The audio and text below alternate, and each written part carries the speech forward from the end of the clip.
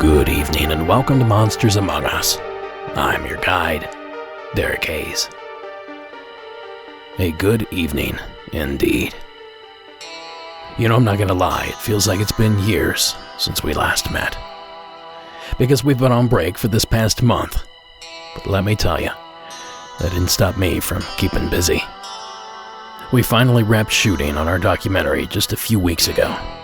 And a huge thanks to David and our crew. Roxanne, Chris, Brian, and of course our trusty guide, Sean Campbell. Quite honestly, I can't wait to share this exploration with you all once we're finished. But until then, all I have to offer is the Season 12 premiere and the long-awaited, much-deserved Medical Workers Special. Now, I've watched over these 18-plus months as these heroes battled in the trenches. I watched them on the evening news, battered, beaten, and exhausted, red-faced, tears streaming down their faces. But despite all that, they were still on their feet, still addressing the needs of others. Now, their appreciation is often overlooked, but tonight, we aim to change all that. At least in this creepy little corner of the universe. So tonight's Season 12 premiere, the much-requested Medical Workers Special, is dedicated to those frontline workers contributing big and small. So let's begin halfway around the world, in South Africa. And Taz, the answer to your first question is yes, and you're kicking it off. Hi Derek, this is Taz from South Africa. So I was just wondering, I don't know, I've just been binging your show on podcast. I don't know if I've missed this, but I was wondering if you had a podcast for medical workers like nurses or paramedics or doctors. But I've got a story to tell. I've always been intrigued by the paranormal, always wanted something to happen to me, but here goes. I was in my first year of nursing student and very excited. So I went straight from high school into the nursing college. We were in a nursing home for students that was attached to the one hospital that we were going to do our practicals at. Very excited to be there. I was just 19 or 18 starting off, and so we were all sitting around in the hostel, the nursing hostel that's attached to the hospital.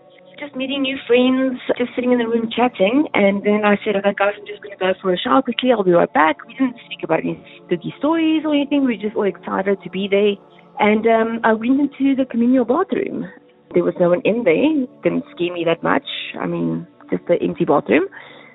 3 toilet stalls, 2 basins, and then there was one little room with a shower where you can pull a curtain and you can use it as a shower or bath, the door.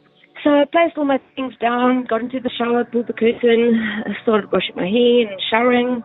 And literally the next minute, in that hot water, I just got goosebumps all over my body. And I just instantly felt scared.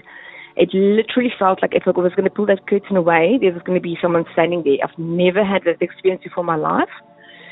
And needless to say, I got the courage to pull the curtain away. There was no one there, but I still had shampoo in my hair. I was so scared, and there was literally nothing there. And we didn't talk about scary stories or anything. So I don't know where it just literally, I was just standing there washing my hair, no weird thoughts, anything, and I just suddenly felt that something was there in the shower with me.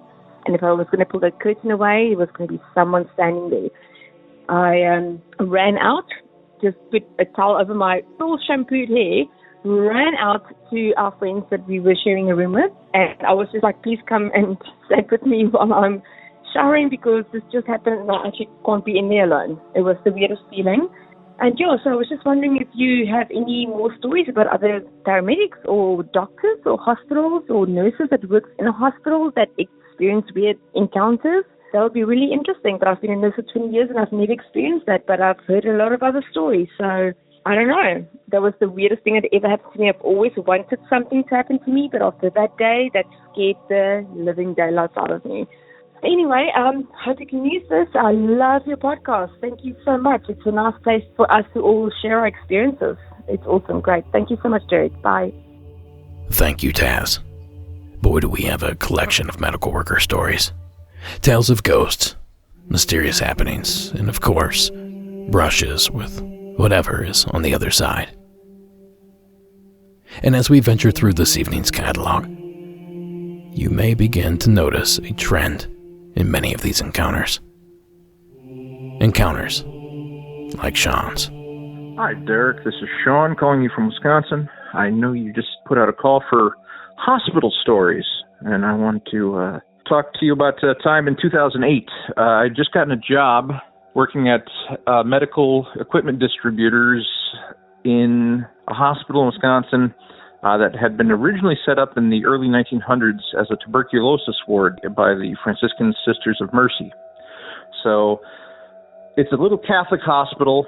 The company I worked for had nothing to do with the hospital or its origins, but it was housed in the hospital because it was kind of an interesting job. It was easy, and that's why I liked it. Basically, my job was to sit around in this office, and if the hospital needed a piece of equipment that this medical distributor company had, my job was to take it to the area of the hospital that needed it, and then when they were done with it, I'd go pick it up and come back and clean it and rest. On an average night, I maybe got 5 calls. So it was a lot of sitting around an office and reading books and listening to baseball games on the radio.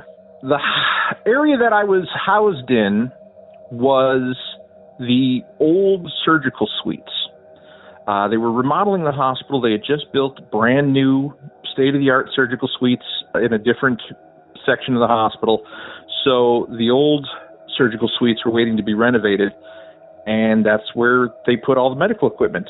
And I had to sit in this little office at the end of this 30-yard hallway with doors all along either side where the old surgical suites were. And I'd been working there for a couple weeks, and the chaplain, this great guy named Father John, stopped by to talk to me one night, just introduce himself, and he says, have you seen any ghosts yet? And I told him I hadn't, and he said, there's no such thing as a hospital that's not haunted. He said, there's just too much psychic energy in these hospitals, too much grief, too much suffering, too much loss, too much death. Every hospital in America is somehow haunted. And I told him I would keep that in mind. And I'd worked there for maybe 2 months before I first started noticing strange things. And it usually happened when I was sitting in the office, which it was a very small office. There was a desk, and then I sat in a chair that was adjacent to the door of the office. And the door was at a 90-degree angle to the rest of the hall. So basically out of the corner of my eye, I would see shadows.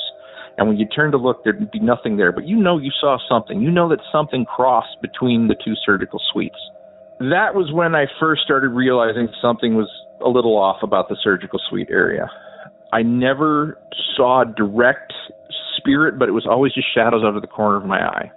Then one night, I got a call for some equipment. I took it up, brought it back.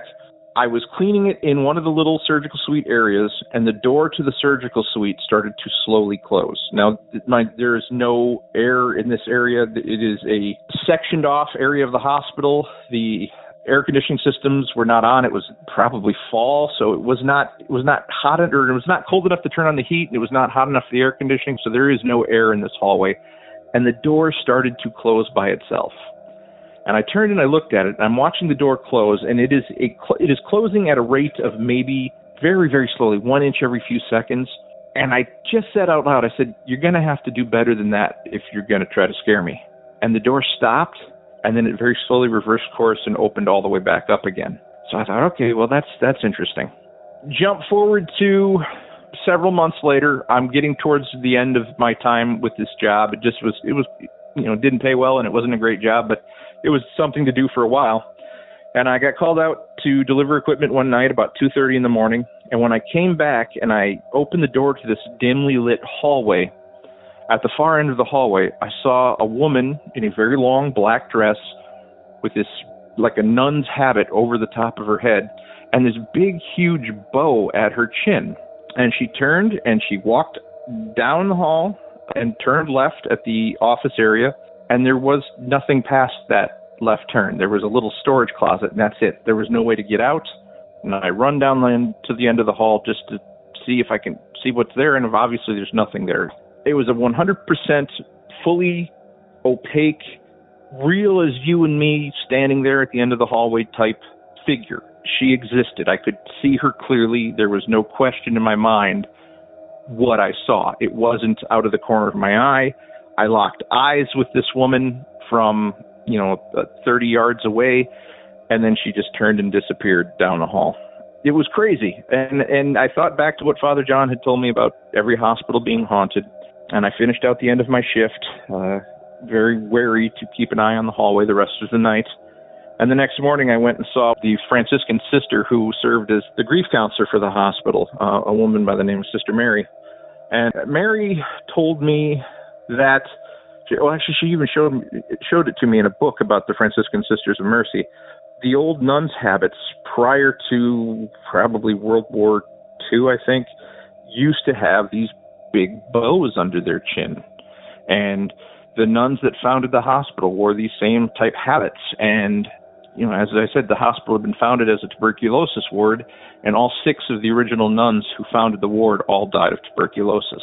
It was just kind of a weird moment. It was one of those things where I know what I saw. I can justify it. I'm 100% certain it was an apparition of some kind, whether it was a physical ghost that interacted with the environment or just history replaying itself. I couldn't tell you, but it was definitely there. And then over the course of my time at the hospital, I spoke with enough nurses and doctors and other staff who worked at the hospital, especially the security guards. And they said they were constantly seeing things. In empty rooms, security guards especially, they would walk past empty rooms just on their rounds, and out of the corner of their eye, they would see a shape in the bed. And then when they'd look back and put 2 eyes on it, the shape would be gone. Nurses would tell me that there's constantly sounds in empty hospital rooms where you could hear breathing, you could hear crying, you could hear gasping. It's just creepy. And I've spoken, my mother was an operating room nurse for 35 years. She knows enough nurses who have enough stories to fill 10 books. It's just one of those things. Hospitals are haunted, and there's nothing we can do about it. Thanks for the show, Derek. I've been enjoying it for several years now. Keep up the good work. We'll talk to you later. Thanks, Sean. I can tell you the first thing I did when I finished that story was hop on Google and see if I couldn't find a photo of a nun wearing just such a habit. And if you head over to the show notes, you'll see exactly what I found. A little spoiler alert, as Sean mentioned, many did wear the bow beneath the chin prior to the 1950s. And on that note, not growing up religious, let alone Catholic, the visual of the nun's habit is probably more frightening to me than comforting. Maybe it's my imagination, or maybe I can blame it on popular culture, but that outfit, in the wrong context, just gives me the creeps. And I suppose that also goes for their male counterparts, as May tells in the following entry. Hi, Derek. My name is May. I am calling from Parts Unknown. I am calling to let you know about a story. I have many stories, but this story is for your nurses episode. So many years ago in 2008, I was a brand new nurse. I had just graduated nursing school. I was working in a hospital in the city where I live that is notoriously haunted. It was, at that time, over 100 years old. It's even older now. So one night I was working, it was Christmas Eve night, and I had been sent to a small unit, an overflow unit basically, and there was 5 patients, and there was me and one other nurse.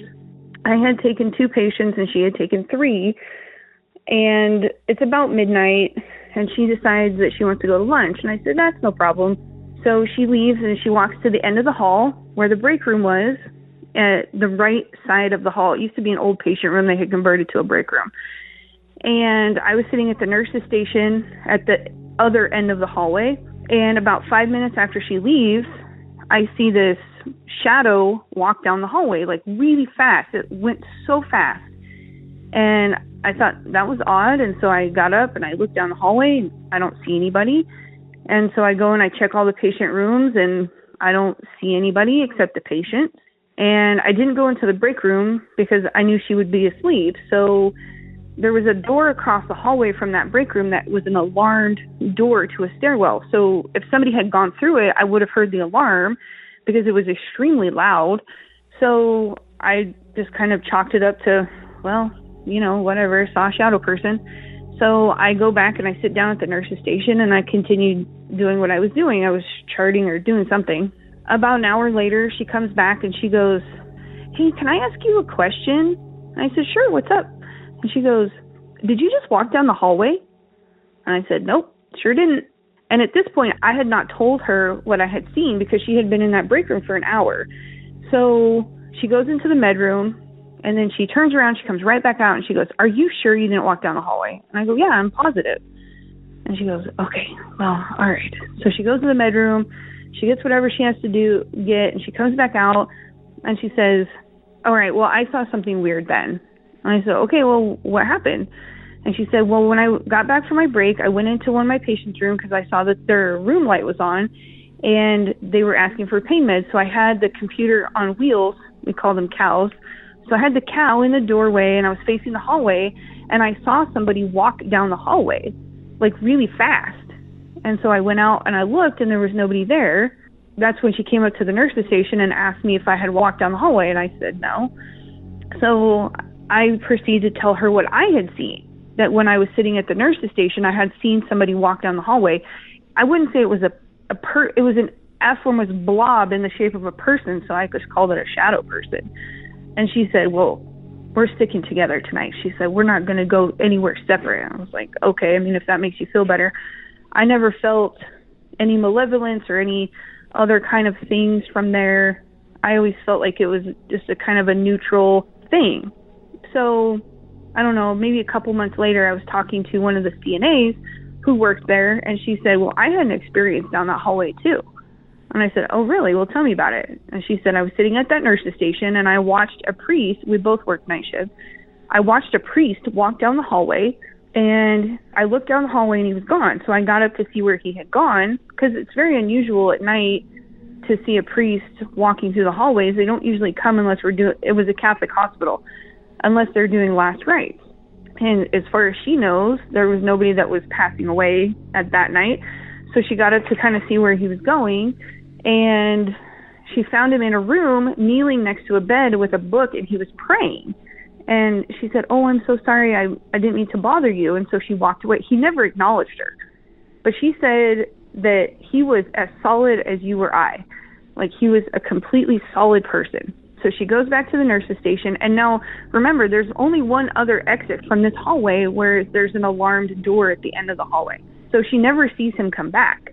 And so she says to one of the other nurses, "Hey, did you see that priest?" And the nurse says, "What priest?" And the CNA is like, "Well, the priest that walked down the hallway." And the nurse says, "Lindsay, the priests don't come at night." And she's like, "No, I saw him walk down the hallway." Well, they go and look, and he's not there. And the CNA had been sitting at that desk all night, so there was no way that she was going to miss him walking down the hallway. So a lot of stuff like that. You know, people had seen shadow people. I mean, this hospital was notoriously haunted. It's still notoriously haunted.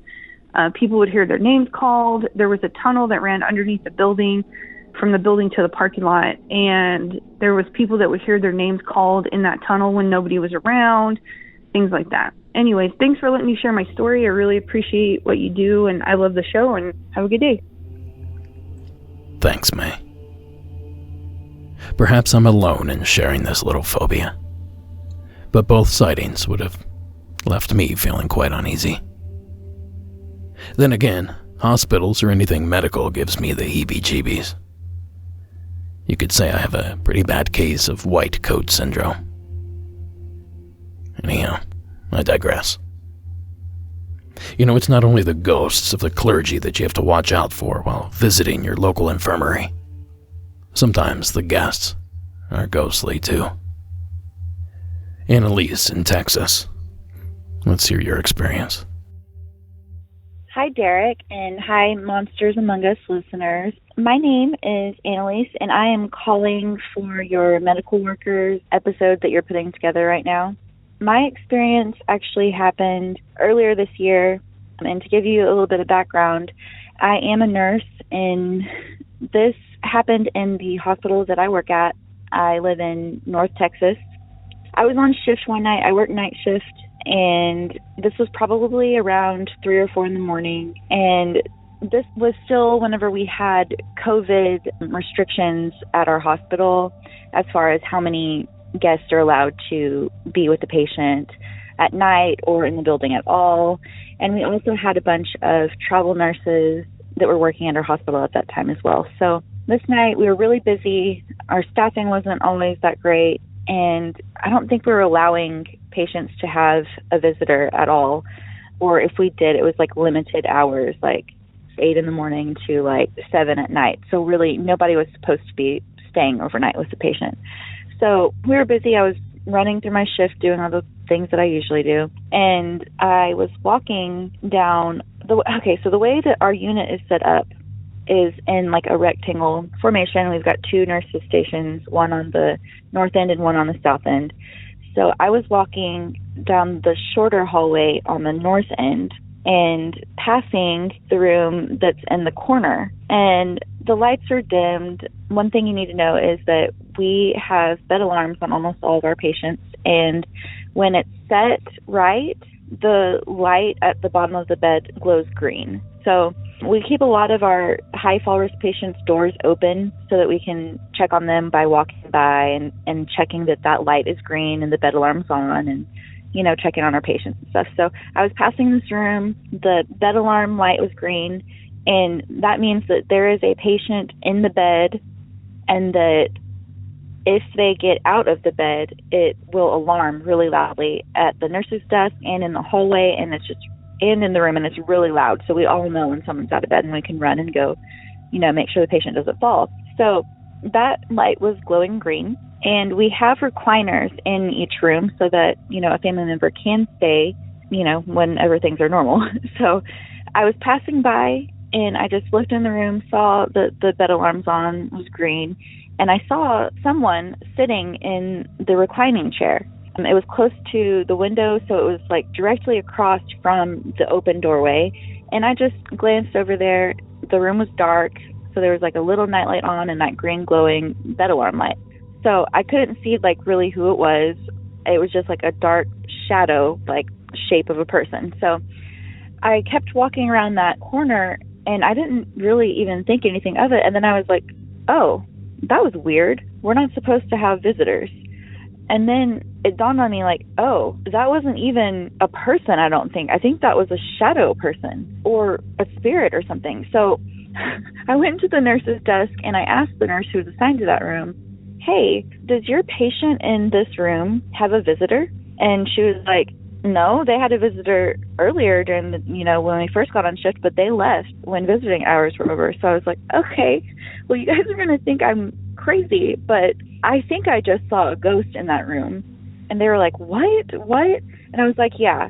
So we walked back around there and looked into the room, and there was no one in the chair. But whenever I walked by 2 minutes before that, there was someone or something in that chair. And I never really feel creeped out at work. I mean, it's a hospital, so death happens, unfortunately. And I've never felt creeped out in that room then or in any of the years that I've worked at this hospital. So, and I wasn't thinking about anything paranormal. I was just thinking about regular nursing stuff in a rush, walking by a patient's room, checked in there to make sure they were still in the bed. Bed alarm light is on, so I know they're still in there safe. And I saw someone or something sitting in that chair. And it's never happened again. I actually don't work on that floor anymore. It doesn't have anything to do with that experience or anything. I just transferred to a different department. but I had never experienced anything paranormal at work before, and I haven't had anything else happen afterwards, but except for that, and it just was really creepy and weird. I mean, after I noticed that, and I went about the rest of my shift and got busy again and forgot about it. But yeah, that's my story. So thank you guys for listening, and thank you, Derek, if you play this. And also thank you for doing this episode, because, man, COVID has hit everyone actually hard, but those in the medical field, it's really difficult, and we appreciate the support and the love so much. You guys stay safe out there, stay healthy, and Derek, thank you for a wonderful podcast that helps get our minds off of COVID and everything else that's going on right now. So thank you, and I'll call back again with some other experiences I've had that aren't related to my hospital work. Okay, thanks. Bye. Thank you, Annalise. You know, my big ghostly encounter too occurred while passing an open doorway. And I can say it's a frustrating way to experience something like this, because you can never be 100% certain about what it is you saw. The limited view and catching what you did out of your peripheral vision is enough to make anyone question what they're convinced they thought they saw. Or at least, that's how I feel about it. Thanks again, Annalise. Now I have one more true tale that just might belong with these others.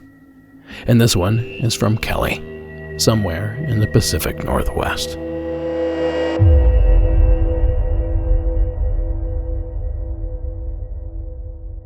Hi, Derek. I just wanted to submit for the hospital workers finale that you were asking about.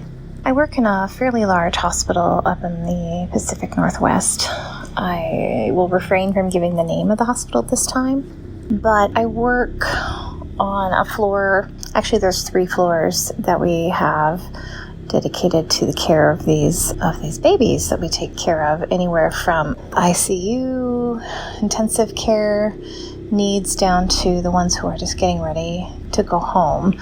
So a couple of these stories actually take place on our step-down units, and our old unit, when it was remodeled and turned into our step-down unit, it had been formerly a critical care unit for maybe cardiac patients, that kind of thing, in the past. So there's some history behind that, this space that we're now using. And most of the events seem to happen at night, so at least that's when they're noticed. We had one room in particular that we used to have patients in, and in fact, families could spend the night in the room with the babies. And this one in particular had a mom staying the night, and in the morning she said to the nurses, "I believe this room is haunted." And she didn't say too much in particular, but did say that the rocking chair started rocking on its own in the middle of the night, which on another occasion was corroborated by a housekeeping staff who was cleaning up the room, or was sent to clean up the room after a discharge had happened. And she comes to find the charge nurse and says, "The room is occupied." And she said, "What do you mean?" She says, "There's a patient sitting in the chair, rocking." And so they went into the room, and the patient was no longer visible, but the chair was actively rocking back and forth as if someone was still sitting in it. On another occasion, we had stopped using that room as a patient care room, and it became sort of an overflow room or equipment room of sorts. And sometimes the night staff would take naps in that room on their breaks so they could just be refreshed for the rest of their shift. So they might be in there for a half hour or so at a time. And this one nurse woke up to see in front of her the room transformed into a room from another era. And they were in fact cracking a man's chest open, doing cardiac massage. They were trying to shock the person's heart back into rhythm again, and she was so freaked out that she ran out of the room. And of course, you come back in and it's the same equipment room that it had been. So that was weird.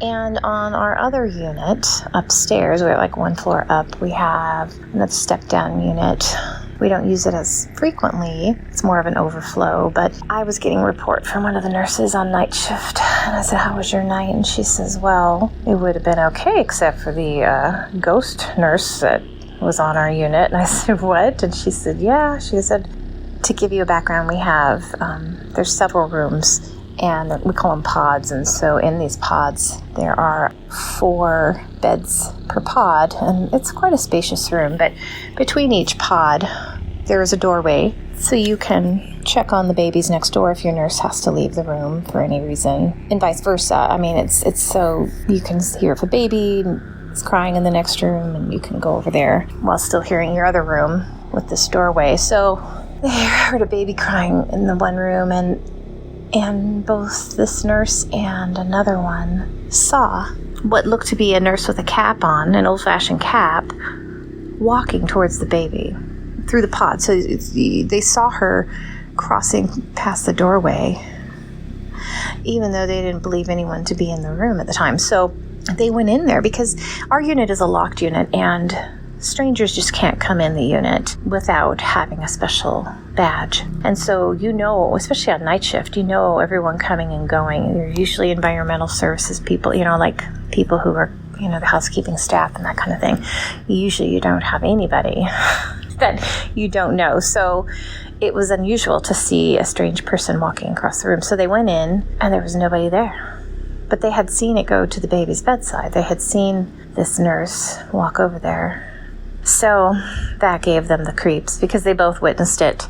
And I don't know that she consoled the baby, but maybe that was her intention. And I suppose not all ghosts are bad. She's probably still stuck working, even in her death. Maybe that was her life, and that's how she chose to spend her death as well. But that was interesting. So anyway, I hope that helps, and looking forward to another season of Monsters Among Us. Thank you so much for doing what you do. What did that nurse want with that baby? Thank you, Kelly. That's spooky stuff. I wonder if the parent of the baby the spirit visited ever found out about the encounter. If you were the parent, would you want to know? Now, if you, like Kelly and the rest of our callers, have a true paranormal experience you'd like to share on the hotline, simply give it a call at 1-888-608-NIGHT. That's 1-888-608-6444. Or you can visit the website at monstersamonguspodcast.com for more submission options. Today's episode is sponsored by our friends at Manscaped, the leaders in below-the-waist grooming. It's back to school time, and we want to make sure that you pack the essentials you have for the best year yet. That includes the Manscaped 4th Generation Performance Package. It's the perfect package for your package. It includes a brand new Lawnmower 4.0. These things just keep getting better and better.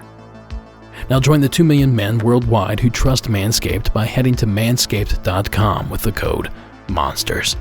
Now school is back, and the Performance Package 4.0 is here to teach the boys a lesson on male hygiene.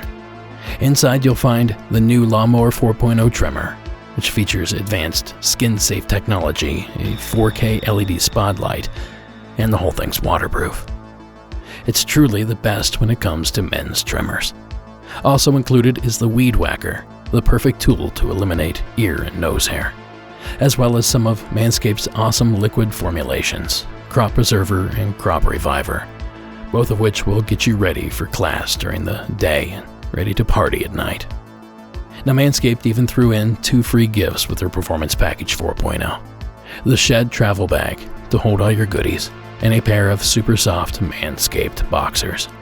So stay fresh this school year, get 20% off plus free shipping with the code MONSTERS at manscaped.com. That's 20% off plus free shipping with the code MONSTERS at manscaped.com. As always, supporting our sponsors supports the show. So thanks for listening, and back to the spooky stuff. Now, thus far, it would seem that only nurses experience odd happenings while working in the medical field. But we would be doing quite the disservice to ignore our next experience-rich group of workers, security guards. And here to kick off a trio of experiences is an entry from Jay in the state of Michigan. My name is Jay. This story takes place in Doctors Hospital in Jackson, Michigan, around 2002. The hospital had just closed and I was working security, night shift. There was nobody there. The place was empty, and we had to walk the floors. No big deal. Problem was that in every room, at least somebody had passed away. So here comes the weird stuff. There was this one room, and I can't remember the room number, but every time you passed by it, there was nothing in there. There wasn't a bed, there wasn't a lick of furniture, and you would hear breathing. It was crazy. And then the one thing that I really remember is I was walking the second floor past the nurse's station. Everything had been cleaned out. And as I was walking past it, I heard this huge sound of grinding metal, like a ship running into like something. And it just grind. And it was loud. And I couldn't find the source of it. And I went down and I talked to the other guards, and nobody heard it. I was the only person that heard it. So that's my crazy story from a hospital. And I hope you guys have a good one. Thank you. Thank you, Jay. Now, I wonder if some large intake fan suddenly lurched to life in the wind on the roof above where Jay was standing. If he was near the proper ventilation, that could explain why only he heard the sounds. Perhaps this entry from Dylan in Kentucky is less explainable. Welcome back to the program, sir. Hi, this is Dylan from Kentucky. Wanted to share a story with you guys about where I work at. I work in a hospital, work security, and I just started this position about 4 months ago, and the guys were showing me around the hospital, and there's an area, what they call pre-op. It's before surgery, and usually there's nobody there on night shift, and I normally work night shift. And they were showing us around one night, the first couple of nights that first started working, and we was looking around the area. I was trying to get familiar with the floor plan and everything like that. Well, we started walking up into the rooms and things and checking the rooms out to make sure nobody's up there. It's not supposed to be in there. Well, I passed by one room and noticed that one of the TVs was on. So I walked in there and I turned the TV off, and I walked back out thinking nothing of it, and the TV turns back on. I'm like, okay, that's weird. So I walked back into the room and turned the TV off again. Walked back out, it comes on again. Well, the other guy was like, that happens all the time, don't worry about it. It's just something strange that happens. Don't worry about it, let's just go on. So I was okay. So we started walking down the hall. We get to the nurse's station, and we noticed that one of the blood pressure monitors were going off, and it's showing signs of real high blood pressure. So we thought, well, maybe it's a computer malfunction. So we go over to check to see what room it was. It was the room that the TV was coming on and off. We turned the monitor off, walked around the desk, started walking up toward the hallway, and a cup that was sitting on the counter at the desk flew off and landed into the floor. It was like, okay, that's really weird. So we put it back up on the counter and walked off. We walked down the other hall to another room where there's a bunch of stuff in storage to check it out. There was a patient's tray in the middle of the hallway up against the wall. So we moved the table just a little bit closer to the wall so we didn't want someone to bump into it or anything. We walked back in the room and was checking the room out. When we walked back out, we noticed that the patient's tray was sitting outside in the middle of the hall. It was really weird. So we got out of there. We was kind of terrified. We didn't mess with it the rest of the night. And then after I got down in the office, the guys was telling me that there's times that they'd be sitting in the parking lot and they would look up in that area and I'd see somebody staring outside the window of that second floor pre-op area. So they'd go up there and check, nobody be up there. They'd go back down, they'd look back up, and there'd be somebody staring out the window at them again. And they would do that through the night and there'd be nobody up there. And there's just strange feelings when you go into that floor in that certain section of the hospital. You feel like somebody's watching you. Just a really weird area and just really strange. But I wanted to share that. I hope that kind of scare somebody in a way, terrify somebody in a way, or just maybe shine a light on that there is stuff that's out there that I can't explain. So I hope everybody enjoys. Take care. I don't know, Dylan. If your story didn't spook them, I don't know what will. Perhaps Bob's tale. From Pennsylvania. Hey, Derek, this is Bob. I'm calling out of Pennsylvania.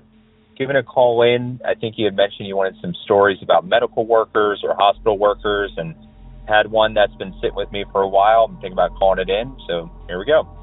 About, I would say, 2011, I was working at a hospital as a security guard. So I myself wasn't a medical worker, but I was working security within the hospital. It was in the inner city, so a lot of my duty, not only in guarding the doors, gates, main entrances, things, was for just watching over any patients that had come in that were gang affiliated, whether they were risk of leaving the hospital, escaping their medical situation, and or anyone else coming in to potentially finish the job. Dealt with a lot of gunshot wounds, stabbing, things like that. Well, back in 2011, I was dealing with a young man who was a part of a gang, and he was actually in for, I believe it was some type of cancer or some type of issue as part of I think it was a Latin gang or something along those lines. He was nearing the end of his life, young guy, maybe 17, 18 years old, tattoos, whole deal. And I was there in the room, give security if he was gang affiliated, and his whole family was in the room. The thing I remember was they were around his bed, his mother, his father, probably his grandmother, some other folks as well, constantly praying for him, saying, you have to repent, you have to, say you're sorry, you have to repent, you have to give yourself back up to the Lord, have to say sorry. This kid, 16, 17 years old, whatever it was, on his deathbed, did not want to hear it at all. Started, cursing, saying, F this, F that, God doesn't care about me, this, that, and the other. This goes on for quite some time, probably a few hours. It gets weaker and weaker. He slips in and out of consciousness. Families continue to sit around his bed. He's slipping in and out of consciousness. All of a sudden, get this kind of weird feeling within the room where it's almost as if, if you're on a boat, and you know how when you're on a boat, then you get off the boat onto the dock and it's solid land, you almost feel as if the ground's moving around you. So I get this really strange feeling. I'm sitting there feeling a little creeped out, and I'm watching this, his family and this kid. He opens up his eyes and kind of looks past the family into the corner of the room. I'll tell you, I'll never forget the look in this kid's eyes, and he just is absolutely terrified, as if he's seeing something past his family, and just looking past them and says, "Oh, and unfortunately passed away in that moment. So I don't know what was there in that room. I don't know what was going on, but he saw something that I didn't see. I saw something that I didn't know what was going on. His family, starts kind of going crazy because they're praying for him and trying to get him to repent. He doesn't. He says that, and we're all freaked out. So that one stuck with me for a long time, and I never quite knew what to make of it. So that's my story. Love your show. Keep up the good work, and wish you all the best. Take care. It's stories like that that'll keep you up at night. But there's really no real way to know what that young man saw right before his death. And I suppose there's one way, but there's absolutely no coming back from that. Now, a big thank you to the security guards sending in those entries. Now, before we move on to our next medical message, a quick reminder that you can pick up Monsters Among Us merchandise over at monstersamonguspodcast.com/shop. We have hats, shirts, autographed posters, decals, and a whole lot more. And we process all of our merchandise here in-house. So unlike shows that use those t-shirt companies, your purchase here actually goes directly to the show, which allows us to continue the spookiness. So once again, that's Monsters Among Us Podcast /shop. Now next up, we hear a gruesome but strange entry from Natalie in the state of South Carolina. Hey Derek, my name is Natalie. I've been listening to the show. I really love it. I've always loved paranormal stuff. It's always been really interesting to me. I have a hospital story for you. I know you were looking for those. I'm a nurse, and my first job was in a small community hospital in Lancaster, South Carolina. And I worked in a small critical care unit. It was only 10 beds. And we had a patient who, I don't remember exactly what was wrong with him, but he was very sick, and we needed to transfer him to a bigger hospital, higher level of care. So we took care of him until the helicopter could get there and take him to the other hospital. And we gave report to the nurses at the other hospital and asked them to let us know once they got things settled how he was doing. We would like to know how he was doing once he got there. So we got him on the helicopter, and we were all sitting at the nurses' station catching up on charting.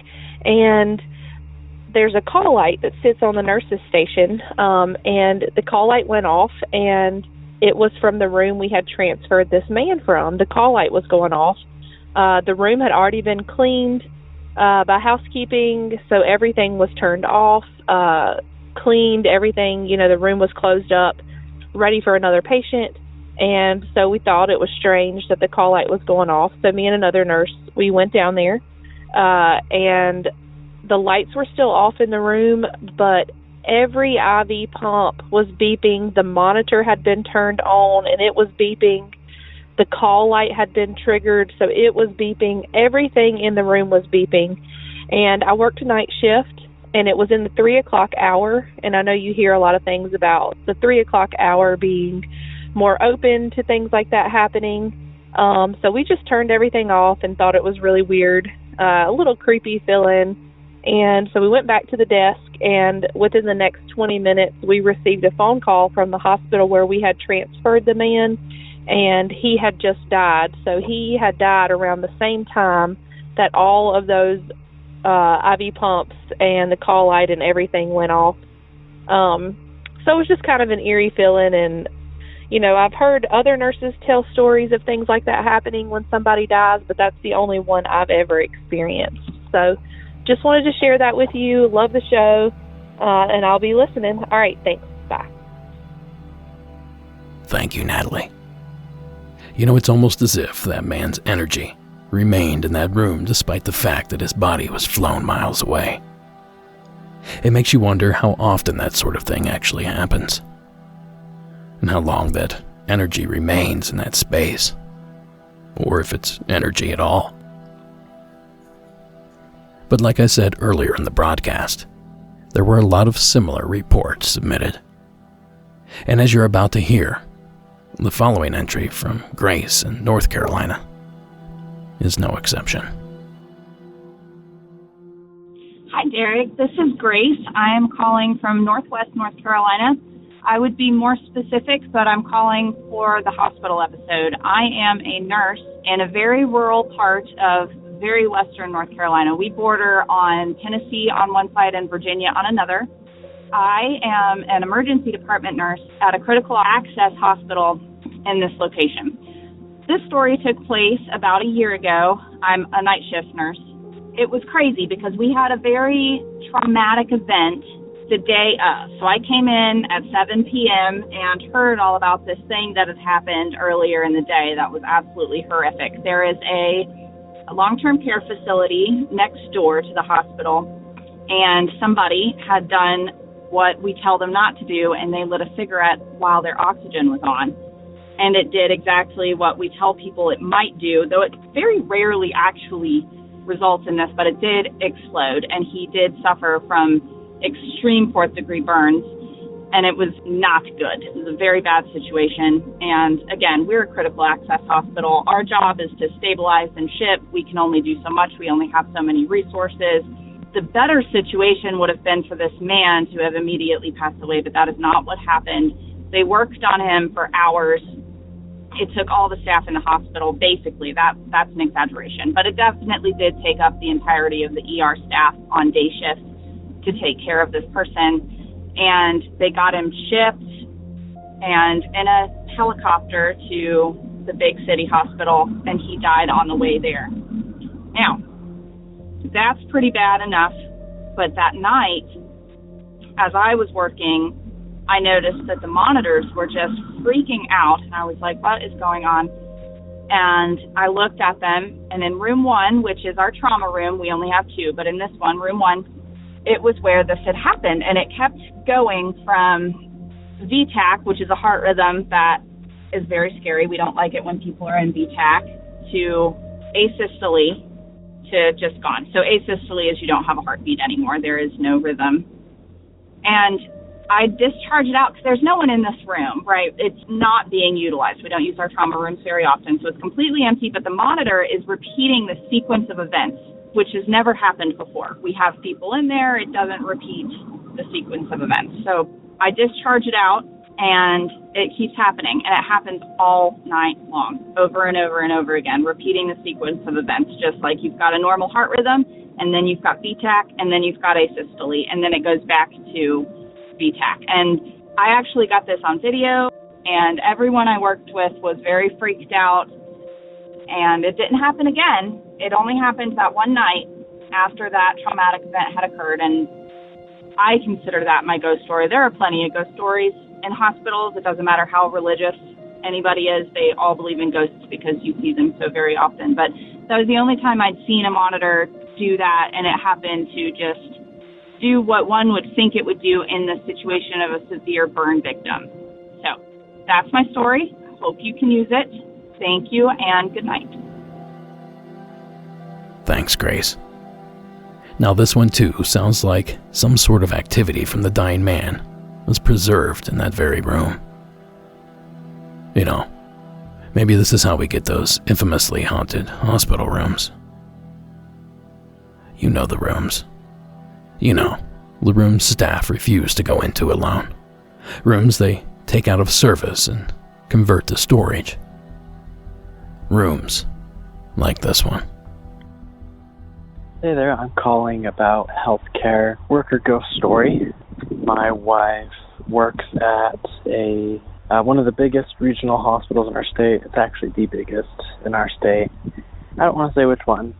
And she has worked a couple of jobs there. She works as a nurse, but she started in what's called the patient tower, where generally admitted patients go to stay. She was on a trauma ward where individuals who were in car accidents or shootings or things like that would go. But there was a room which happened to be in the corner of the floor, and all of the patients would always complain, and they would use the nurse call light and call the nurse in, and when she would come in, they would say, hey, I keep hearing these kids running around. Can you tell whoever they are to stop? So I can't sleep. So that's when she would say, there's no kids. So she thought that was unusual, and she actually went to go work at a different floor, and in the same corner of the hospital, but on a completely different floor, they have the same problem. So I thought that was really unusual. But then she transferred to a different floor altogether, to a completely different department. She transferred to labor and delivery to work as a surgical technician.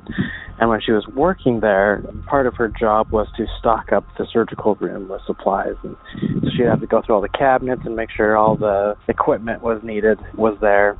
And so she, one day, was in there, and she's alone, and you have to go through a bunch of secured doors to go in, and there's no windows, and so you can feel pretty closed off. She had been doing it for months at this point, and she was in there alone, night shift, around 2 or 3 a.m., and she went to open a cabinet, and it would not open.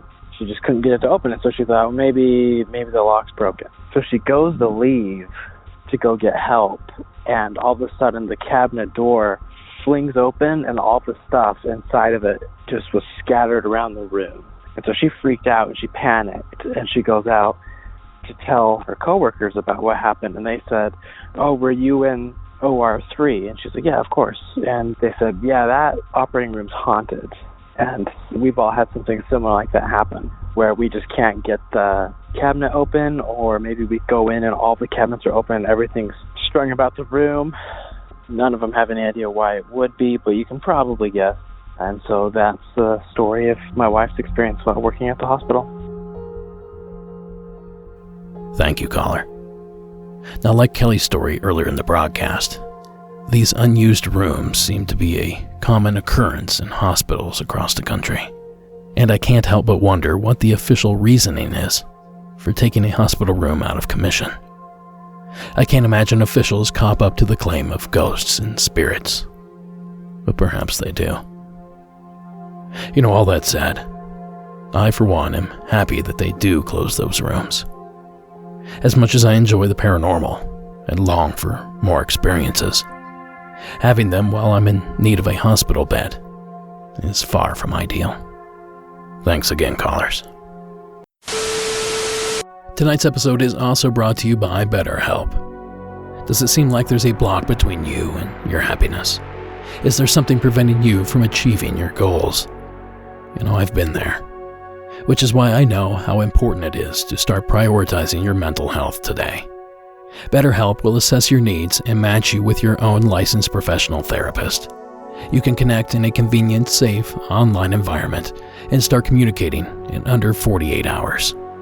And with BetterHelp, you have the option to schedule weekly video or phone sessions, or message your counselor anytime. And rest easy knowing anything you share is completely confidential. Now, BetterHelp's counselors specialize in depression, stress, anxiety, trauma, family conflicts, and there's a lot more. The service is available worldwide and at a more affordable price than any traditional offline counseling. And of course, financial aid is available for those that need it. Now, I want you to start living a happier life. And as a Monsters Among Us listener, I can get you 10% off your first month by visiting our sponsor at betterhelp.com/Monsters Among Us. So join over 1 million people who have taken charge of their mental health. Again, that's BetterHelp, HELP.com/Monsters Among Us. Now you know it, supporting our sponsors supports the show. So thanks for listening, and back to the creepiness. Now our next medical mystery comes to us from Lisa. So, Lisa, let's hear what you've got. Hi, Derek. This is Lisa calling from Fort Worth, Texas. I'm a long-time listener, first-time caller. I'm also a Patreon supporter. Love the show. I have 2 healthcare worker stories for you. The first one is secondhand, was told to me by a colleague of mine when I first started my nursing career about 15 years ago. So my friend Julia was working in a medical surgical unit with medically fragile patients at the time. She was a fairly new nurse at the time, so this story probably actually occurred about 30 plus years ago. And at the time, she was giving a bed bath to a female patient who had had a cardiac arrest and had to be coded or had to be revived via CPR and shocking of the heart a few days prior. And as she was giving her a bed bath, the patient was recounting to her the fact that she was able to see all of the events that took place during her code from a perspective of above the event that was happening. And so essentially like an out-of-body experience. And the patient kept saying, I was floating above everyone, and kept talking about the details that she saw. And so my friend continued the bed bath, and she moved the patient over to a chair and turned her back for a few minutes to continue changing the linens on the bed. And as she did that, the patient grew silent. And all of a sudden, a few minutes later, before she finished changing the linens on the bed, she heard the patient say, Julia, I'm floating again. And when she turned around, the patient had stopped breathing, no pulse, nothing. So she called the code, and they were unable to revive her. So my friend always thought that voice was an out-of-body voice. It was not the actual patient talking to her. The second story that I have for you is one of my own. I did my first 7 years of nursing career in a neonatal intensive care unit in South Texas at a children's hospital. And at the time, it was around Christmas time, probably about 2007. I was working night shift, and we unfortunately had 2 children in the pod that I was working in, one that I was taking care of and the other that my colleague was taking care of that we were doing end-of-life care for. So the parents were knowingly removing life support. And the family had been in and out of the room all night long and praying with the child and preparing to remove life support. And they had walked all of the extended family members out of that area, and the father was going to come back and hold the child while we removed care. I was caring for my child, changing her diaper and things of that nature, and I noticed all of a sudden that a man was standing over the other child's bed with his head bowed and hands in front of him, almost as in prayer. And I was so wrapped up in the tasks I was doing for my child that I had not noticed him walk into the room. And I thought for a second, that's strange. He would have had to move a lot of chairs, a lot of equipment to get on that side of the bed, and I would have heard something. When I looked back up, he was gone. It was not any of the other family members that I had seen before, and I am a religious person and have always thought that I had the privilege to see a guardian angel that night. Anyway, love the show. I hope you can use these for your healthcare workers section, and I'll be calling back with more experiences soon. Thank you. Have a great day. Thanks, Lisa. You know, there's something unsettling about certain last words. Julie, I'm floating again. Well, that sits right up there near the top. But for scares and giggles, let's share a few more unsettling final words. According to thoughtcatalog.com, my grandfather on his deathbed said, "They have no eyes," and it still gives me the chills. Surgeon here. Not sure if this is creepy, but a man on his deathbed kept repeating, "The body is in the woods next to the oak tree," over and over until he passed. The police were notified, and they did search some woods behind the man's house, but never found anything. I'm a lab person, and I had to go to the ER to draw blood from a code stroke patient that just came in, because the EMTs couldn't get it. I got there, it was just me and him before he went to CT, and he looked at me, and he said, "Am I dead? I'm in hell." He died a couple hours later. Poor old man. And finally, a nice old lady told my CNA that she wanted to wear all white. When I asked why, she said, "The man in black is here." And then she looked in the corner of the room. The CNA looked, but there was no one there. That's when I came into the room. We asked her to describe what she was seeing, and she said, "He's all black. He's got a top hat on." Then she whispered, "And his eyes are red." Her eyes moved across the room to directly behind the CNA, like she was watching him move closer to us. She died later that night, but it was unexpected, and that room creeped me out for a very long time after that. And of course, one of my favorite sets of last words comes from Edgar Allan Poe. As he lay dying in a Baltimore medical college, he yelled out, "Lord help my poor soul." I suppose that's how you exit a world. Thanks again, Lisa, for sharing the entries. Now, before we crack into this final story, which, by the way, like Lisa's, is a 2-for-1, let me tell you about our latest Patreon episode. Just last week, I sat down with True Blood and Crazy Ex-Girlfriend star and host of Bigfoot Collectors Club, Michael McMillan, to discuss all sorts of crazy stories from past episodes. We touched on everything from Glimmerman to Max breastfeeding Bigfoot. And Michael even shared a story about possibly seeing a gray alien outside of his Los Angeles apartment. So visit patreon.com, search for Monsters Among Us, and join today. A $4 monthly pledge gives you access to that episode and some 50 more. And a huge thanks to Michael for taking the time to hang out. As you will hear, we had a great time. Alright, here it is, folks. Our final story for tonight's Medical Worker Special. And I saved a good one for last. So please join me in welcoming Dina from Oklahoma to tonight's program. Hi, Derek. I have medical stories to give you. I recently got back from vacation. I'm just getting caught up, and I heard you say last week that you were looking for stories from healthcare providers. I hope I'm not too late to get in on that, because I actually have two really good stories for you. I've been wanting to call in for a while, but just haven't done it. My name is Dina. I live in rural Oklahoma, and I have worked in medicine now going on my 20th year. The two stories take place at different hospitals, but both small-town rural hospitals. The first story takes place my first year as a nurse.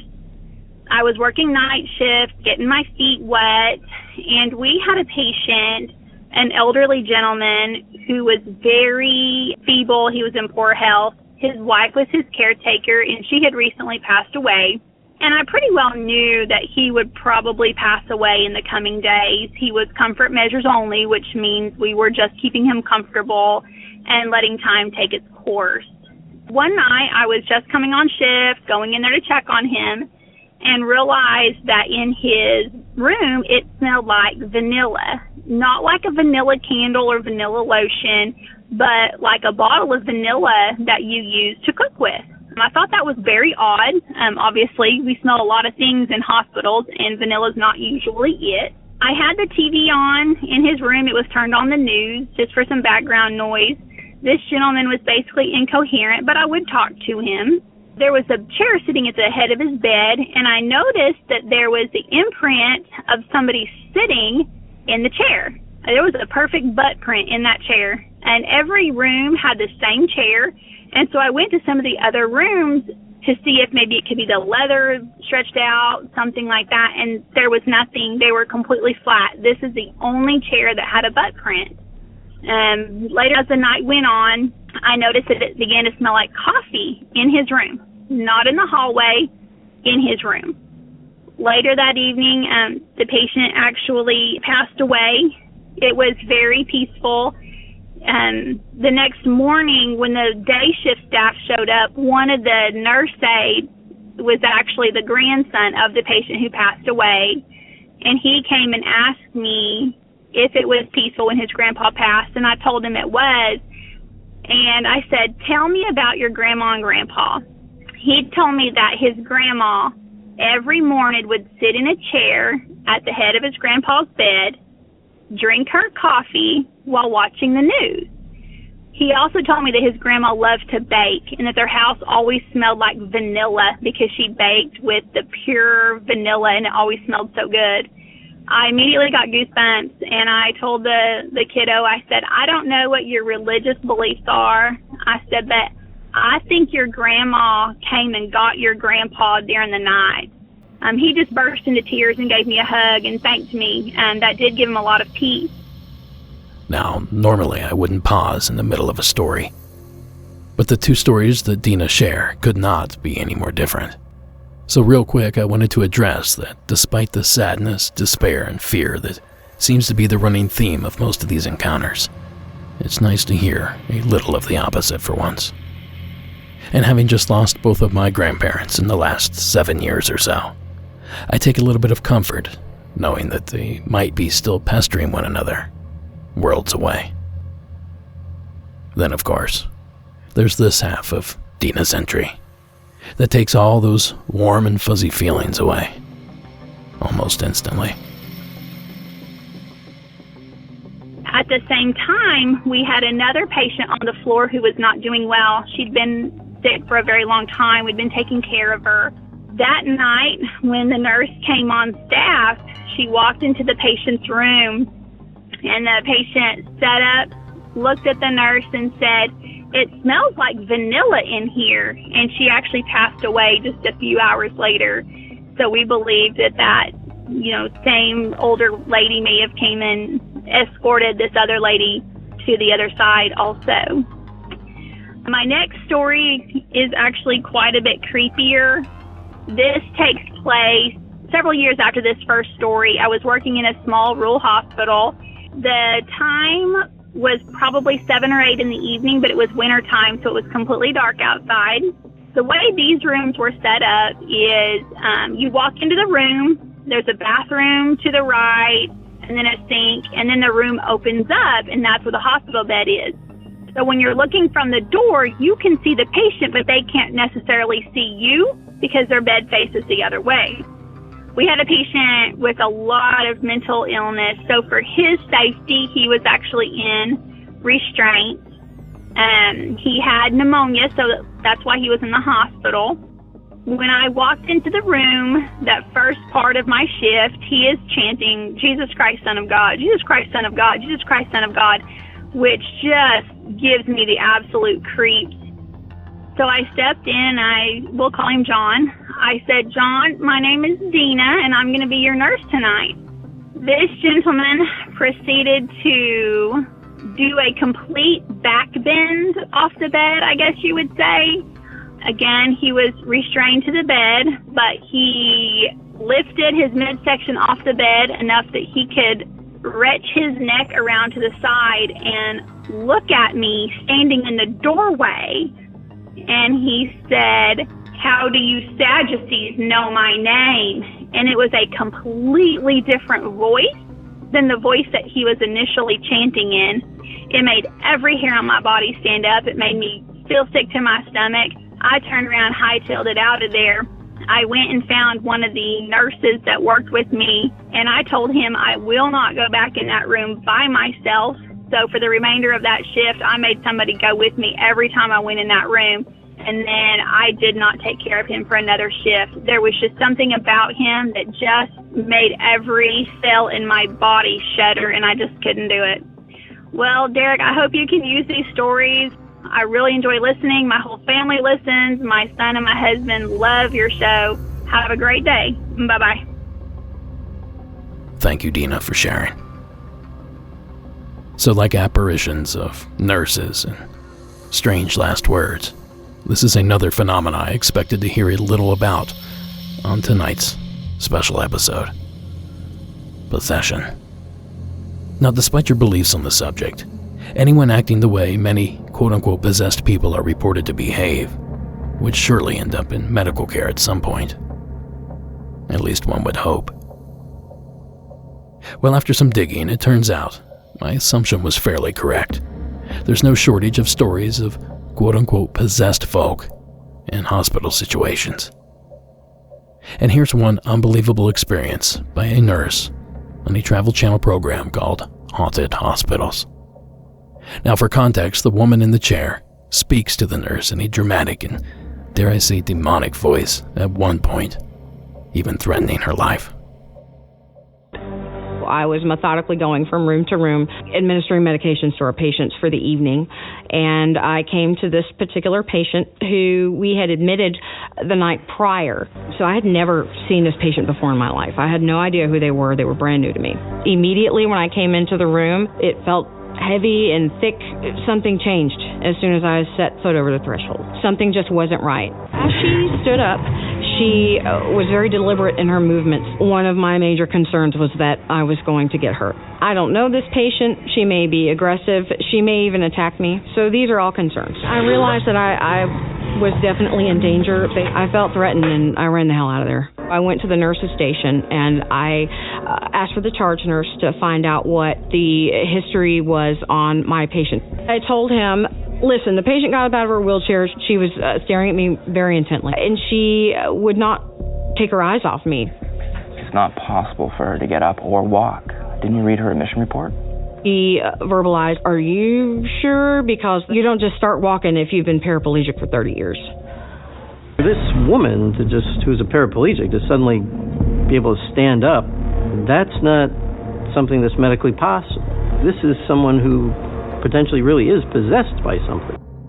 And although the audio of the elderly woman in that clip was unfit for sharing here on the podcast, I know deep down that you want to know what that sounds like. Well, you know I wouldn't leave you hanging. I managed to find a clip of just such a thing. The following recording was made by a man when he was visiting his girlfriend in a Paris hospital. Next to the girlfriend, possibly even strapped to a gurney, was a woman speaking like this. Petit va, toi et ton mec, ta bouche et ta sale gueule, et ton pote, ton mec, vous allez tous crever. Et il y a mon chat, tu l'as oublié. On va tous crever avec nous. Allez. Bonsoir Cindy. Je peux contacter le milieu. C'est quoi ton film préféré? Espèce de fils de putain. Je connais pas. So possessed, mentally ill, or just a mean-natured person, I cannot say for sure. But I can tell you that the woman was saying things like, "Don't worry, you and your guy, your tackiness, the ugly face of your friend, you all gonna die." And several other French obscenities. You can check out the show notes. There's a link there, and a full translation. It's there in all its creepiness for you to absorb. So I hope that this collection of calls centered around the medical community lived up to your expectations, because that's going to do it for tonight. But before I go, I just wanted to thank our medical workers, from security guards all the way up to doctor, whatever the top of that hierarchy is. We see your efforts, and we truly appreciate them. And thank you for sharing your stories with us here this evening. Now, Monsters Among Us is written and produced by me, Derek Hayes. Additional support is provided by Sarah Carter Hayes and Addie Lloyd. Keep the party going by joining our Facebook, Instagram, or Twitter feeds. There's all kinds of fun stuff posted there. Oh, and there's also the Facebook group. Now, all audio used in this production is done so under the protection of fair use. And the terrifying score that you hear, well, that's Co.HE Music. And Carl Casey at White Bat Audio. Thank you so much for coming back to Season 12. We have some amazing things in store, and I cannot wait to unveil them for you. And until next week.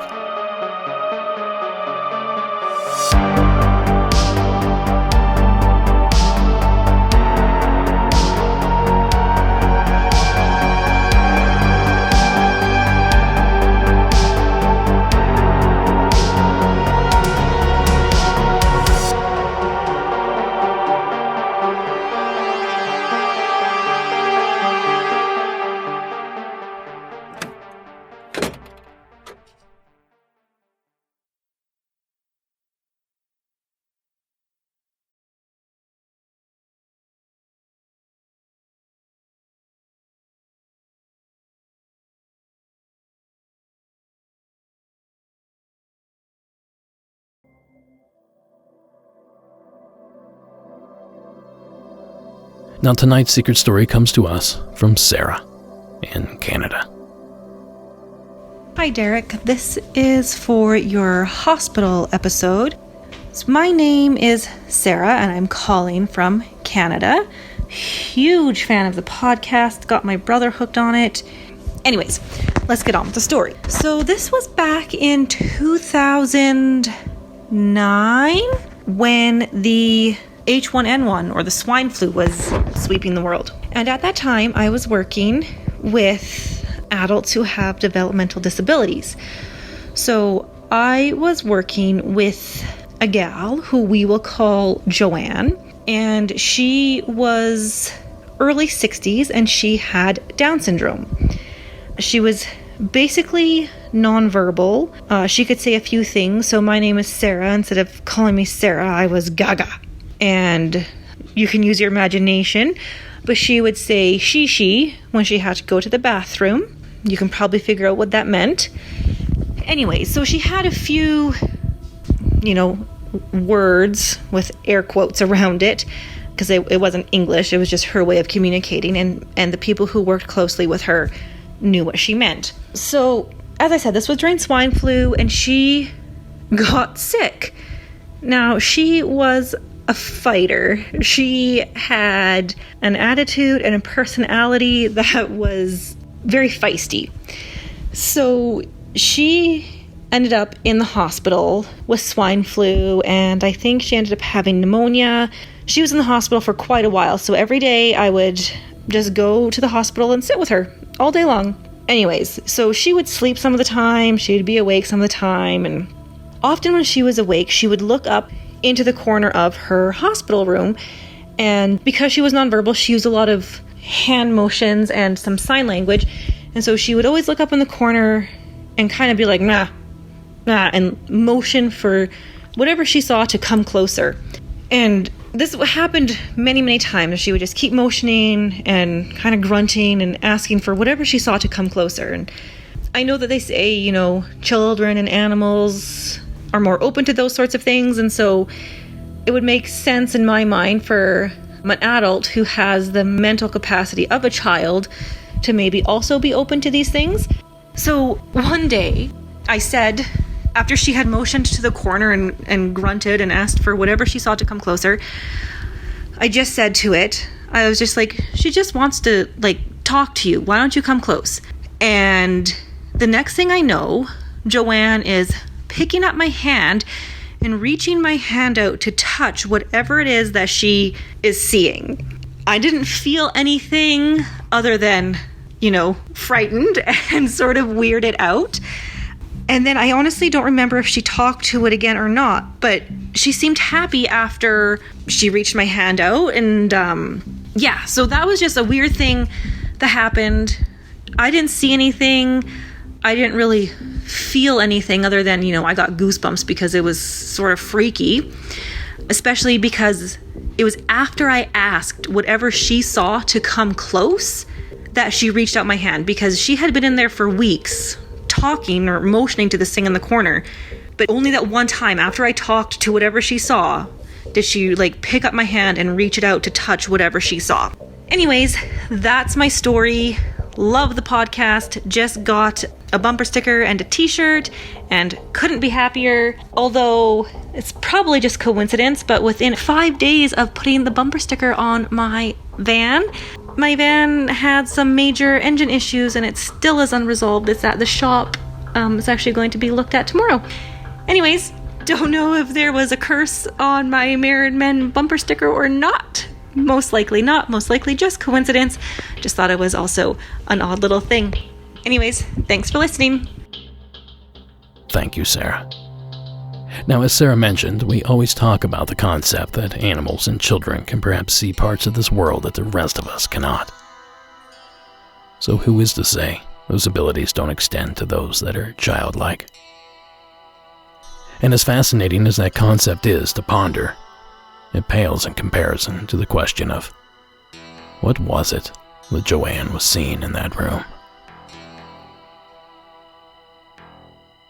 Now, Sarah, I can neither confirm nor deny that any Monsters Among Us decal will lower the value of any vehicle and or render it inoperable. It's entirely possible. But I can confirm not a single Married Men victim has ever claimed to have one on their vehicle. Just saying. So thank you again, Sarah, for sharing that entry. Oh, and real quick, I'm honored to be nominated for Best Paranormal Podcast for this year's Paranormal Podcast Awards presented by Paranormality Radio. But I need your help to win. If you enjoy Monsters Among Us, please take a moment to head over to Paranormality Radio. Click on the black rectangle that says Paranormal Podcast Awards Voting and cast your vote for MAU under Best Paranormal Podcast. Now, voting ends September 30th, and I appreciate your support so much. Alright, folks, that's going to do it for this evening. Thanks for sticking around for the bonus story. I'll catch you guys next week.